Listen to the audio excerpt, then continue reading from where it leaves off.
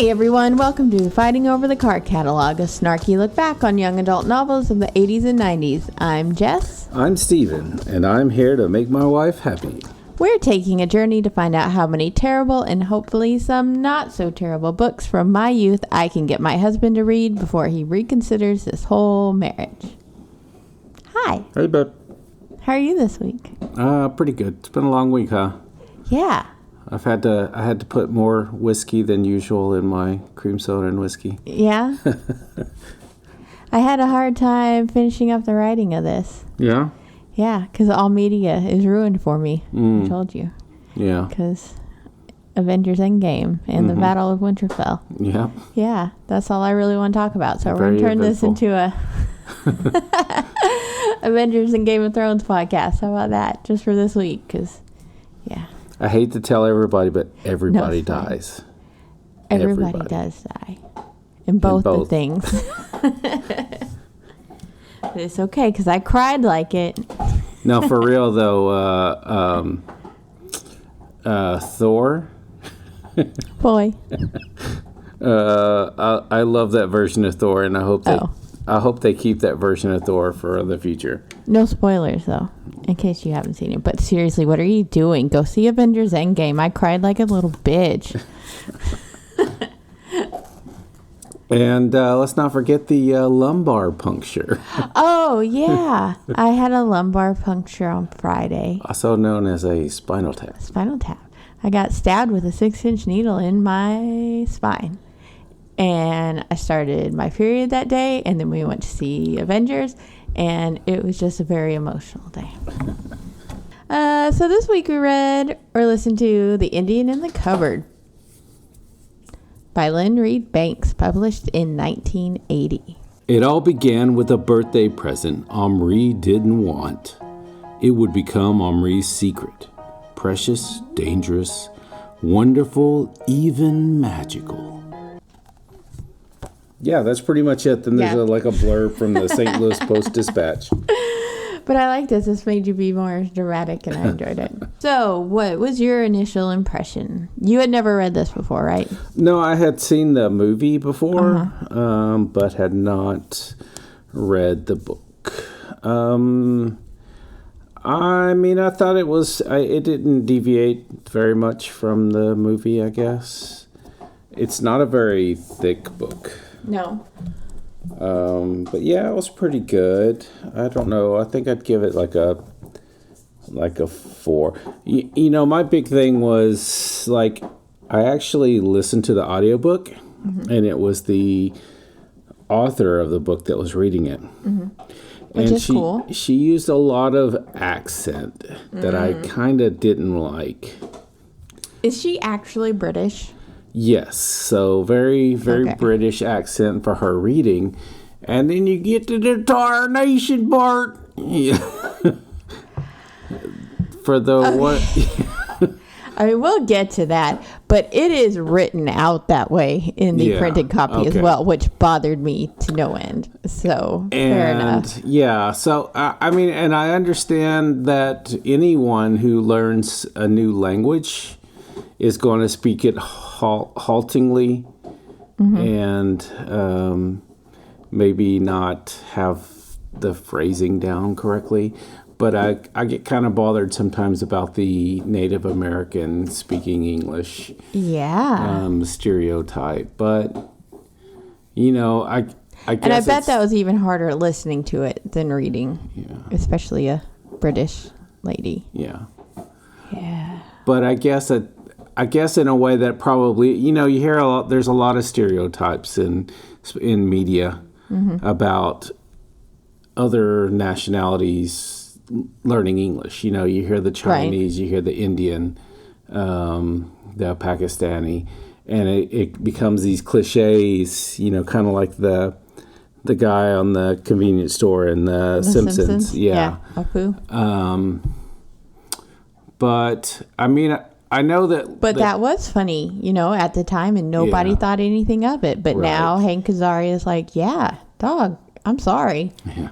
So 4. Yeah, I'd say 4.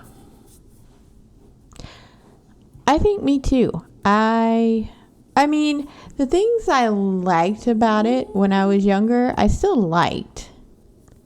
But I think it wasn't as exciting or magical as I read it when I was younger. Yeah. I mean, but I read it straight through and I enjoyed it. And then I had to come back and do notes.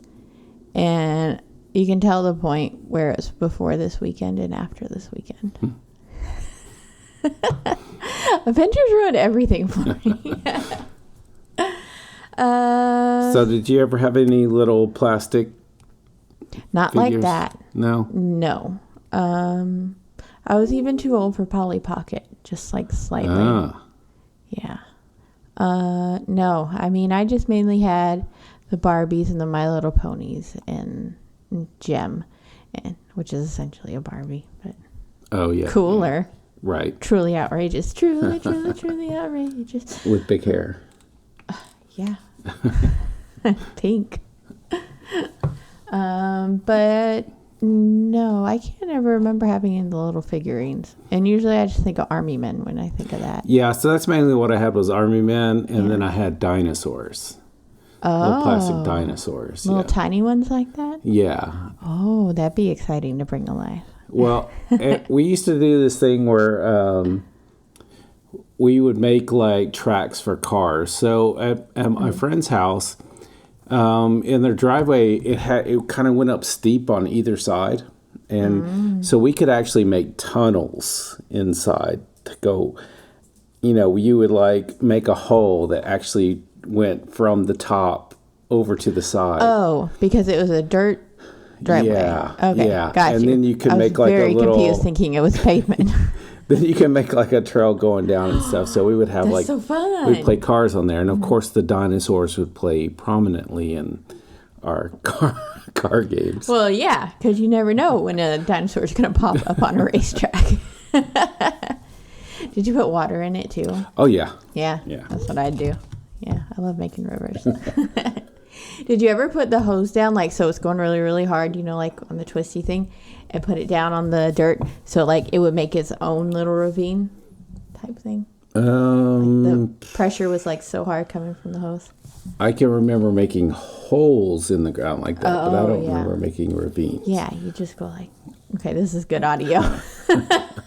You just go along like this, you know, and then it would push the dirt up and it'd make its own little.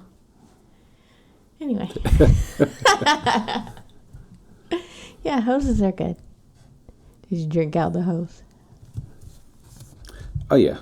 Did you let your kids drink out of the hose? I don't think so. I don't remember a time.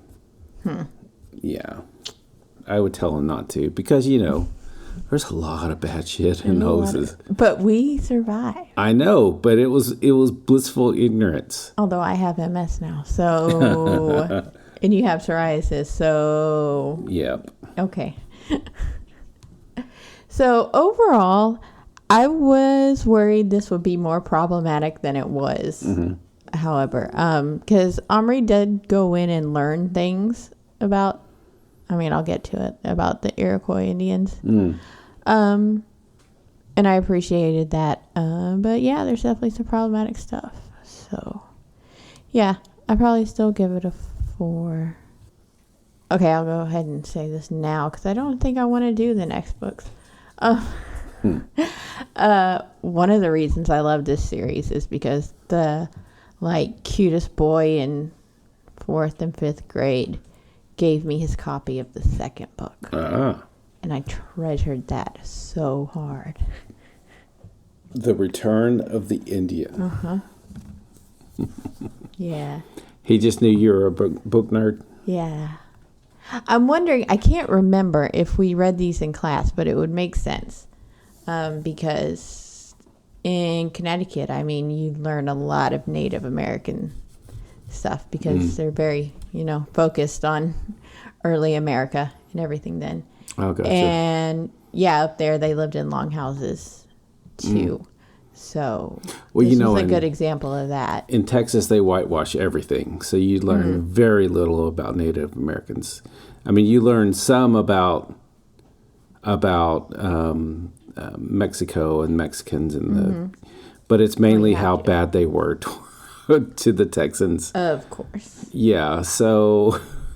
And I'm sure they were sainted white men who did nothing wrong. Oh, yeah. It's not like they were trying to take over a state that belonged to another country or something. No. Yeah. So it's our main man, Omri's birthday. At school, he gets what he considers like this super lame gift from his bestie, Patrick. It's this plastic Native American. And, like, sure, they used to play with plastic, little figures all the time, but they've pretty much grown out of it at this point. So Omri's like, yeah, okay, thanks, but whatever. I mean, this is a 10-cent gift, and I would say even in the 1980s, it's a 10-cent gift. Yeah, but they're like 12. Yeah. I don't know. Did your friends ever give you like big presents like at school? No. Like, when you're that age for your birthday. So it was a thought that counts gift, I think. Yeah, I never really got gifts, I guess, for birthdays. I don't remember getting gifts. Did you have birthday parties? I think when I was young, really young. Mm-hmm. Probably hard to do that with your being so close to Thanksgiving or on Thanksgiving some years. Yeah, but literally, I don't remember a birthday party.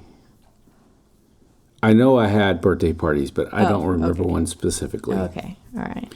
And also, my middle brother his birthday's 8 days before mine. Oh, yeah, that's right. So I'm sure we had combined family things. Yeah. Lame. And Thanksgiving. Yeah, and Thanksgiving. I have a friend my best friend, and growing up in high school, his birthday was Christmas Eve. Oh, ouch. Did his parents make a big deal of separate things, or did they? Okay, yes. Good on them then. So anyway, when he gets home, he gets a hella dope skateboard and a helmet he's been wanting from his parents and oldest brother. I want to call him Adele. That's not how you say it. But you listen to it, but you can't remember, can you? No, I don't remember. That sounds right. Adiel. Okay, well, I don't care how we say it. It's fine. The important thing is his middleest brother gives him an old white metal cupboard that he found in the alley. Omri doesn't think, that's weird or anything, though. He's like, hey, we always find cool shit in the alley. So Omri's quite pleased with it because he kind of likes, put things away in little hidden drawers and stuff. And it's like, I get that. Do that again. A deal. A deal. A deal. Anyway. Omri's really pleased with this, but he wishes it had a key. But hey, guess what? His mom has quite a collection of keys, apparently, and a pretty little one with a red ribbon that belonged to her grandmother actually fits. And so that night, he locks that lame plastic figure up in the cupboard just for the hell of it. Adiel. It's not as sexy. But surprise, surprise, he's awoken the next morning by sounds coming from the cupboard. He opens it, and guess what? There's a dead Indian because they got asphyxiated because there was no air inside the cupboard. He does worry about that, which I appreciate. But that damn plastic figure came alive. So Omri, accepts that this happened, really quickly. I don't know. He just accepted it very quickly. He's like, oh, yes, this happened. But now he's got a very, very real and very small person with a very real, very sharp knife that he gets poked with. But it's teeny tiny, so it's all right. The dude does speak some English, so that's good. But unfortunately, before they can get very far, Omri has to get to school, so he shuts the door and locks it back. He has a fight with his brothers during breakfast, so Omri legit forgets about this cupboard and what's inside it until he sees Patrick at school. And he kind of wants to tell him, but he's like, nah. But he does worry. Hey, go with your first instincts there. Yeah, for sure. But yeah, here it is. He worries about his small person that he'll die in there during the day. So he rushes home, opens the door, and shit, he's just a plastic figure again. But he's in a different position than he originally was in. So he returns him to the cupboard while he goes to eat dinner, but he's too upset to eat and his parents think he's sick, so they send him to bed. And hot damn, he hears noises coming from that cupboard again. So that little fucker's alive again, and he's hella hungry, and he's demanding food and a blanket. So Omri gets him some canned sweet corn, bread, and Coke. He did his best. Yeah, I don't know about the Coke for a Native American. He'd probably think that was pretty weird. Yeah. Just a little thimble of water would have been good. The bubbles are like the size of his hand, probably. Yeah. But he tried. So they talk, and he learns that his name is Little Bear, and he's an Iroquois. And that means he lives in a longhouse, not a teepee, thank you. But that's all Omri has to offer him for tonight. Little Bear won't accept a toy one, but Omri fashions one out of felt, and it's all right. He tries. He tries. Yeah. Omri really tries. Then they have a little bit more of a getting to know you session. Little Bear learns that they're in England currently, and he's like, dope. I fought with y'all against the French in the Algonquin. Meaning he fought in the French and Indian War, which took place between 1756 and 1763. So that's his whole time. Okay. And he also informs Omri that he scalped 30 people. And Omri's like, oh, shit, this just got realer. Little Bear laughs at Omri for not having a wife, which is pretty funny. But Because he's a big boy. Because he's a big boy. At least a little bear. Yeah. And Little Bear did have a wife, but she died. Omri offers to make a horse come alive, even though Iroquois walk. So he did never have a horse. Yeah, but, only the English had horses. Yeah. But Little Bear agrees. So this horse is literally buck wild at first. But Little Bear eventually calms him down. Apparently he's got horse magic or something. He's a horse whisperer. But a blanket, meaning the carpet, is no good to ride on. So they risk going outside, which is pretty fucking ballsy. It goes well, aside from his dad finding him out there and wondering what the fuck he's doing outside so early with no shoes on. Yeah, he basically tells him not to run off or else these large animals will kill him. Yeah, and Little Bear takes him seriously, so that's good. But, oh no! When Omri's taking the box that Little Bear and the horse are in back into his room, he jostles it too much and causing the horse to kick Little Bear. And it's a pretty bad wound, apparently, on his leg. Omri does what he can to help. He gets him some cotton wool, which I'm guessing is like a cotton ball, and a bit of Listerine mixed with water for disinfectant.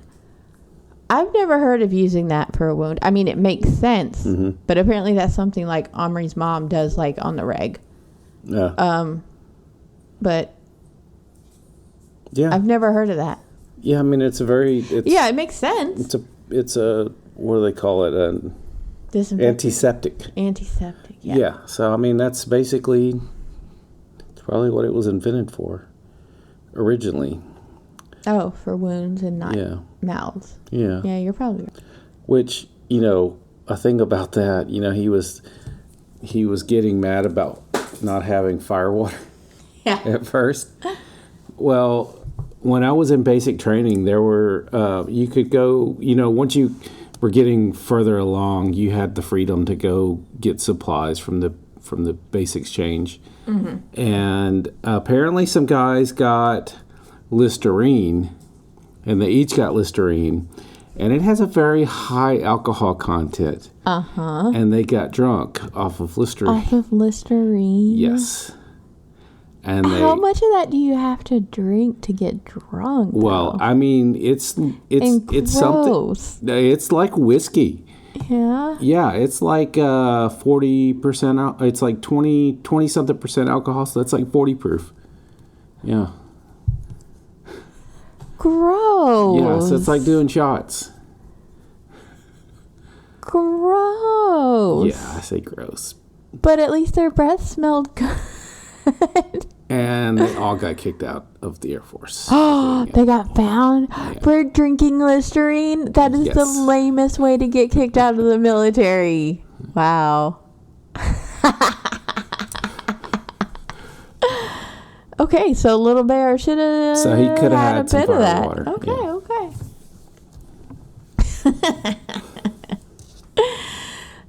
So Omri doesn't have anything small enough to be able to wrap around the wound, but he spots this World War I medic figurine with his bag, and so he's like, hell yeah, let's give this a try. So he turns this guy into a real life little person as well, and we meet Tommy, and I really love him. Yeah. I think he's my favorite. You know, World War I, they didn't even know germ theory yet. Right. I listen to Sawbones. Yeah. But he can dress a wound up. So, and they had was it opium? No. Yeah. I mean, they did. No, it was it? Oh, well, this is interesting. Okay. So this is what was in the kit of an Army medical belt for frontline first aid in World War I. For the British or for us? Oxford is England, right? Yes. Well, there's an Oxford, Mississippi, but that's probably not it. A waist belt with 10 pockets known as a medical belt.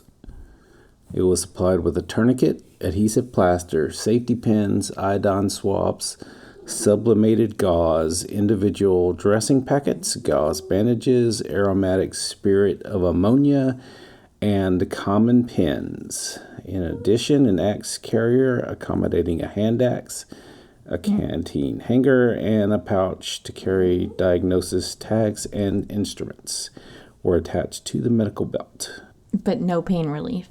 No. Dope. I mean, they probably had that back in field. Yeah, field hospital or whatever. Yeah. Anyway, so Tommy, our boy with all this stuff, he just accepts that this is all a dream because he's seen some crazy shit in the trenches. So, why not? He says, at least it's quiet here. Like, God, poor Tommy. Yeah. I mean, he says a couple little things that just make me so sad. Yeah. But he does a great job on Little Bear and says it's cool if he dreams Omri again. He's good with dreaming about Omri again as long as it's not a night of an attack, because nobody gets much sleep then. We love you, Tommy. So Omri asks Little Bear what he's going to do all day while he's at school. And he's like, well, I'm going to build my longhouse. Bring me some damn supplies. So Omri goes and gets a seed tray with some soil in it and some bark and small branches and some grass for the horse. And he also very quickly brings a knight alive who has a axe. Oh, yeah, a big battle axe. Yeah, because he's like, he's going to need a tool. This is what I got. So this poor guy, he just brings him alive, steals his weapon, and then turns him back into plastic. So, but when Omri gets to school, he goes to the library, and now he starts to learn some real shit about the Iroquois. Most importantly, that scalping wasn't actually a Native American tradition like Omri thought. But it turns out that the white men started getting the Native Americans to do it because they thought it was fun or something, and they were bribing them into it. That's what. It's also a way to prove how many people you've killed, right? And they used to, like in the Black Hills when they had the gold rush, and it wasn't, there were treaties with the United States government that gave the land to the Indians. But people went there anyway, outside of government control, and they would have prominent people would give bounties for any Indian scalps that white people brought to the city, well, specifically Deadwood, because that was the biggest city there. And that was proof that they had killed the people bringing the scalps in. White men are trash. Not you. He sneaks off during lunch to buy another figure, a chief, because Little Bear says that he needs a bow and arrows.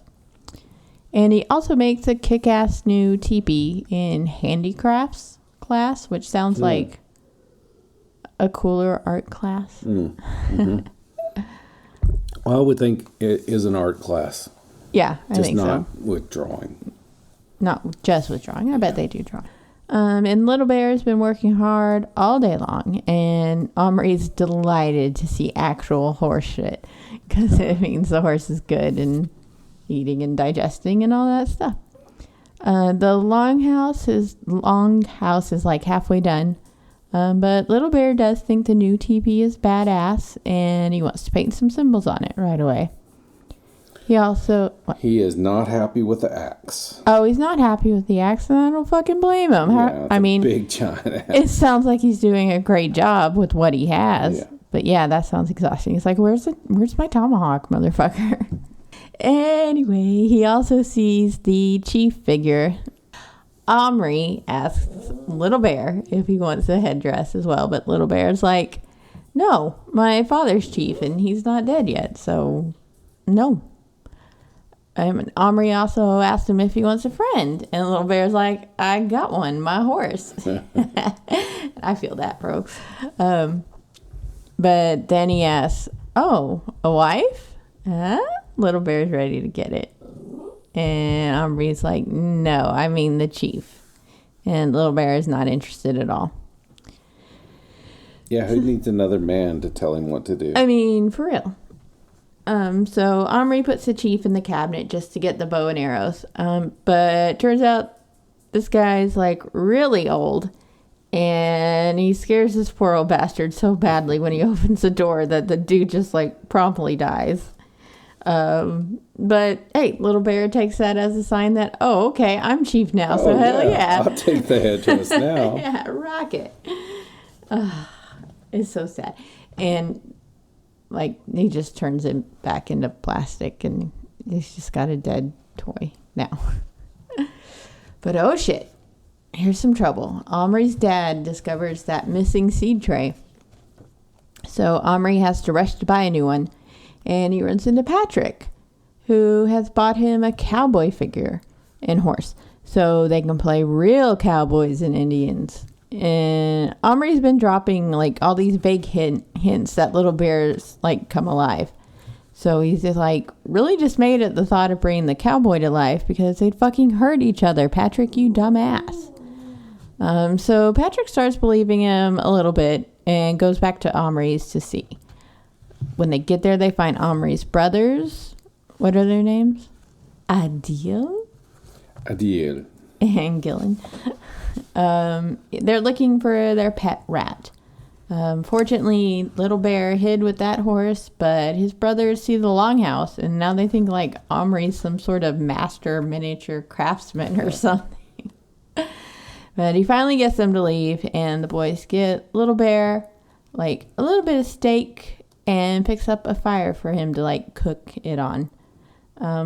Since Omri's being like a real asshole and not letting Little Bear actually hunt actual animals in his bedroom. What a dick. But now Patrick really wants to turn his cowboy reel, and Omri tries to get it through to him that like this really makes them real for real people, Patrick. It's not just a game. That you have to take care of, and if people find out about it, what do you think they're gonna do? Right? Turn him into a science experiment. Yeah, they're gonna take him away and Yeah. take the cabinet away. And You dumb shit. But Patrick's being a dick, and they get into a tussle, and they end up ruining Little Bear's fire and his dinner. And Little Bear's like rightly pissed off. So Omri decides to go grab some stew that his mom's making for dinner. But like, of course, when he returns, Patrick's put the damn cowboy and his horse into the cover. I mean, what did you expect was going to happen, Omri? You were not thinking. And guess what? Cowboy, he's got a gun, which is now real. And so he just fucking shoots Patrick in the face, which I'm not mad about. It's no worse than a bee sting. But still, here's this person with an actual real gun. So, and then a bit later, Patrick wants to put Little Bear and the cowboy together. And it's just like, I'm fucking done with this guy. Patrick. Yeah, Patrick was not my favorite. No. So he has to leave, and he starts to take the cowboy with him. And he's like, don't worry, I'll just tell my brother maybe. And Omri's like, motherfucker, no, you're so bloody stupid. So he convinces Patrick to let Omri keep the horse and the cowboy, as long as he brings him to school tomorrow. But he blackmails him by telling him if he does turn them back into plastic, he'll tell everyone about the cupboard. I mean, really, what's the worst that could really happen if you turn them back into plastic? Then he tells them, oh, they were real. They were real. You just have to turn the key and it's real. Well, I don't know what you're talking about, Patrick. Yeah. This little plastic man. I think it's, because he doesn't intend to turn Little Bear back. And so, they'd come and get him and do horrible experiments on him. Gotcha. Is my guess. So, up to this point, the cowboy's basically been acting like these giants aren't real, and he's just, ignoring them. But when Omri puts him and the horse into a chest and tries to give him some water, he goes off into that offensive Texas accent. I'm offended as a Texan. Not really, but it's written out just terrible. He calls him a hallucination. Oh, it's so bad. And then he starts crying, which is great. His name is Boone, but the other cowboys call him Boo-hoo, and he's real ashamed about this because toxic masculinity. Crying's not okay. Omri goes to bed, but he's awoken by some gunshots because the cowboy and his horse have escaped. And now there's a fight, complete with all the weapons. Omri breaks it up and makes them eat breakfast together. And then they get into a fist fight, wrestling type something fight. Boone calls Little Bear a red man quite a few times, and it's super cringy, and I hate it. Omri eventually breaks that up as well. And then he makes them clean up for school, because if Boone is going, then by God, so is Little Bear. This is where I got bored. So at school, a girl notices that Omri has, passed something to Patrick, obviously Boone. And she makes a big deal out of it. And all these kids, gather around and make it a big deal. But finally they get back in school, get into the school safely. They'd been lonely, both Boone and Little Bear, and afraid of the dark pockets of each owner. And they want to be in the same pocket, so Omri takes their weapons away and puts them both in his pocket, which Patrick does not love. Patrick gets them after lunch. He puts them in his pocket, but he gets shoved down and falls, and Omri's freaking out that Little Bear's going to get hurt. Omri and Patrick have this argument, and Patrick fucking disappears, and then he returns to class late, and he's like, oh, I was just feeding them. And the boys are arguing in the class, and then they both get sent to the headmaster's office. Patrick's he's just ready to spill the secret to the headmaster. Mm-hmm. And Omri's like, fuck no, dude, stop. And then Omri gets taken out of the office, and Patrick's left alone. And he shows the headmaster Apparently. We don't see it, that he shows the headmaster Boone and stuff. But, yeah, we see the headmaster and Patrick come out, and the headmaster is freaking the fuck out. He's all white-faced, and he claims he's sick, and he leaves. Omri and Patrick are just sent back to class. Is what? Yeah, how fragile is this guy that he sees little miniature people, and his whole way of dealing with it is to shut down. Yeah. Say that he's sick and leave. I want to say he comes back in another book, maybe the second one, until he knows something. That's a problem or something. I think. So. But yeah, on this day, he's not handling it well at all. So Omri takes them back from Patrick, obviously. Oh, and I like this part. So to keep them busy, he's in handicrafts class again, but they're drawing today. Boone draws this like totally amazing little picture. Yeah, Boone says that he draws. That's what he's done in the past. Okay, So yeah, I guess he just has his pencil. And he draws this amazing picture on Omri's paper of like this little main street in his hometown. And the art teacher sees this and she's like speechless. And so like Little Bear is watching him draw it and he's like, oh, that's not a real place, because he's never seen anything like. Yeah, because Boone's from like 100 years later. Yeah. So so Little Bear hasn't ever seen anything like a Western town. Yeah, so apparently that's all he's done during this class is watch Boone draw this. Yeah, which sounds fascinating. And at the end of the class, the teacher makes him bring his she's like, because he's been like in the back of the class. And she's like, what have you been doing? Let me see what you've been doing. And she's like speechless. She like looks at it with a magnifying glass. She's like, how'd you do this? God. So I love that the little people are just like turning him into this master craftsman in the eyes of everyone else. But hey, it's all right because he's saved by the bell. Sorry. The bell rings before Omri can explain. And so the boys go to the store to get a wife for Little Bear. I don't know why they show him a couple and Little Bear doesn't approve of them, but there's finally one he approves of. They all sound exactly the same except for the color of their outfits. Anyway, so when the boys get back home to go get this wife alive, the cupboard's missing. Oh no! The dickier of the brothers, Gillen, has taken it because he blames Omri for taking his soccer shorts, which is the kind of thing Omri's done before, but not now. He's busy. So anyway, they get through it. The cupboard's returned, but the key is missing. The boys go on like this big old frantic search all over the house to find the key, but they can't find it. So they sit down to watch a Western movie on TV. Mm-hmm. What can go wrong? What can go wrong? And imitating the movie, Little Bear shoots an arrow and seriously wounds Boone. Okay, so there's a little more to that than... Yeah?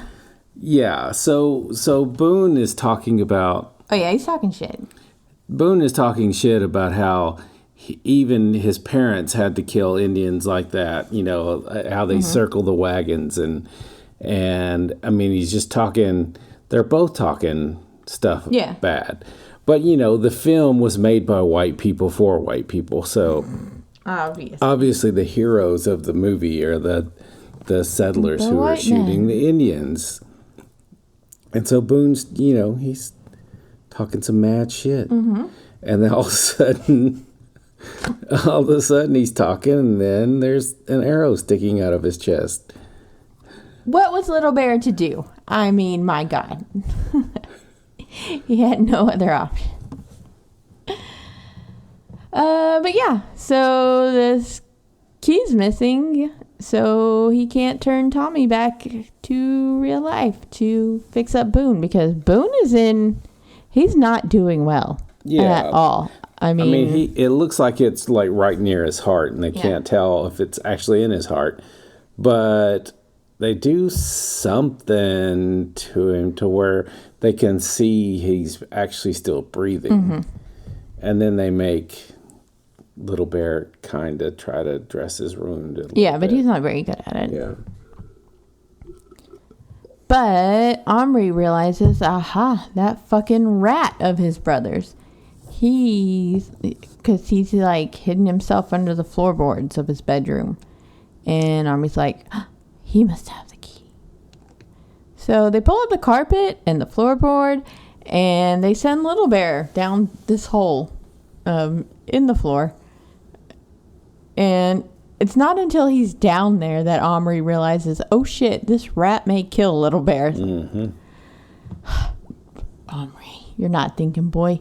But he retrieves the key and he climbs out of the hole right before the rat does catch him. And guess what? They bring Tommy back to life, and he's here again. And he's awesome. He takes care of Boone, and they start arguing again. Little Bear and Boone. So Omri's like, "You motherfuckers, we're gonna go through a blood brothers ceremony." Because sure, that'll make him stop fighting, and it sounds great. So, but first, Omri makes the woman come alive for Little Bear, and they want to have a wedding feast. This poor woman. Yeah, no choice. No choice. But I mean, she's probably used to that from the society. I mean, I guess so. Because it literally seems like these little people have actual like spirits, like they were actual people. Yeah, they have actual history and lives back in their time. And yeah, like they have memories of the previous life and stuff. So they're really real. In the context really of the real. book. So it makes me wonder if they time traveled their like souls to their bodies. Yeah, that's what I think. And then when they go back to plastic, then they just go back to their old selves. Yeah, I do wonder about that. Yeah. Is like, do they go back to the exact same time? Yeah, that's what I'm guessing. Yeah. And again, I think some of this is explained in further books. I think. But as of now, we don't know. But this poor woman, yeah. I mean, they treat her kindly. Like, Omri's like, don't let her see me. And Little Bear takes her into the longhouse and talks to her for a little bit. And turns out her name is Bright Eyes. But that's pretty much all we get to learn about her. Mm-hmm. Like, she never says anything for us to understand because she doesn't speak English, I guess. And she's really just there to serve the menfolk for now. She, brings them food and stuff, and it's like, cool. But Omri eventually decides that, hey, we've got 3 people and 2 horses, and he says this one shitty thing saying, 1 woman and 2 men. We never know, that's never going to go well. It's kind of gross. But he's right. He's got so much responsibility now with these 5 actual lives. So he's like, okay, we need to turn the miniatures back into plastic so they can return to their own lives. They have the blood brother ceremony, and then he sadly puts all of them into the cupboard. And just before the door closes, Omri and Little Bear become blood brothers themselves. Sadly, Omri and Patrick now just have the plastic figures on the shelf, and the cupboard is empty. Omri gives the key to his mother, but keeps the cupboard just in case. Yeah. It was all right. That's all I got. It was just, yeah. Yeah, I mean, like watching the movie, you know everything, so. I don't think I ever actually watched the movie, because that came out in, 95, 96 or something, and so I was 14 or so, so I probably wasn't that interested in seeing it. I think it's on Netflix now, though, but I don't know if I want to watch it. But you say it's quite similar? Is that you can remember? Yeah, I think the Indian character is less aggressive on the movie, if I remember correctly. Yeah, it's been a while though. At least, because I probably saw it in 97 or 98. Yeah.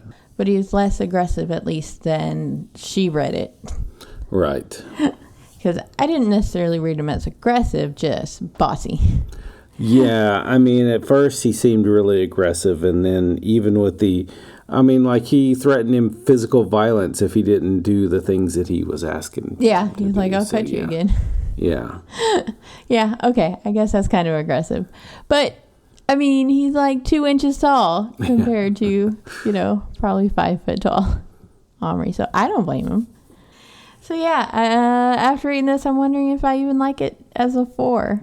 Mm-hmm. Yikes. Yeah. Yeah. Yikes.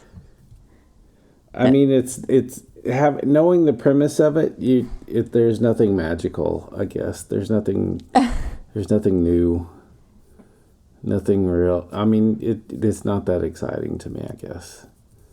Yeah. Do you think you would have read it as exciting when you were 10 or so? Yeah, probably.